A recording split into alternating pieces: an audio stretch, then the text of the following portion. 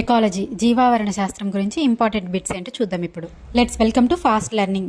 Ecology అనే పదాన్ని ఎవరు ప్రతిపాదించారు? Ernest Haeckel. ఎకాలజీ అనే పదం ఏ భాష నుండి వచ్చింది? గ్రీకు భాష నుండి. లోగోస్ అంటే ఏమిటి? అధ్యయనం. ఎకాలజీ అంటే ఏమిటి? జీవులు మరియు పర్యావరణం మధ్య ఉన్న సంబంధాల అధ్యయనం. ఎన్విరాన్మెంట్ అంటే ఏమిటి? జీవిని చుట్టుముట్టి దాని జీవనాన్ని ప్రభావితం చేసే అన్ని పరిస్థితుల సమాహారం. ఎన్విరాన్మెంట్ యొక్క ప్రధాన భాగాలు ఏవి? Biotic components, abiotic components. Abiotic components అంటే ఏమిటి? ప్రాణం లేని పర్యావరణ భాగాలు. అబయోటిక్ కాంపోనెంట్స్ ఉదాహరణలు ఏవి? Soil, water, air, temperature, radiation. Biotic components అంటే ఏమిటి? ప్రాణం ఉన్న పర్యావరణ భాగాలు. బయోటిక్ కాంపోనెంట్స్ కి ఉదాహరణలు ఏవి? Plants, animals, micro organism. Ecology ప్రధానంగా ఏమి అధ్యయనం చేస్తుంది? జీవులు, పరస్పర సంబంధాలు, జీవులు మరియు పర్యావరణ సంబంధాలు, ఎనర్జీ ఫ్లో. ఎకోసిస్టమ్ లో ఎనర్జీ ఫ్లో స్వభావం ఏమిటి? ఒకే దిశలో ఉంటుంది, యూనిడైరెక్షనల్. మినరల్ సైక్లింగ్ కి ఉదాహరణలు ఏవి? Carbon cycle, nitrogen cycle, water cycle. ఎకాలజీని సైంటిఫిక్ స్టడీ ఆఫ్ రిలేషన్షిప్ అని ఎందుకు అంటారు? జీవులు మరియు పర్యావరణం మధ్య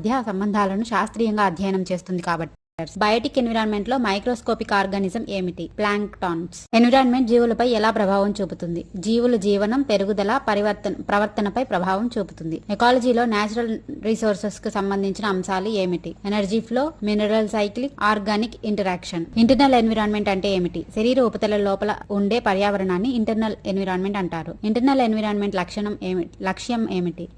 ఇది ఎక్స్టర్నల్ ఎన్విరాన్మెంట్ లో పోలిస్తే ఎక్కువ స్థిరంగా ఉంటుంది. ఇంటర్నల్ ఎన్విరాన్మెంట్ ప్రభావితం చేసే అంశాలు ఏమిటి? Injury, illness, excessive stress.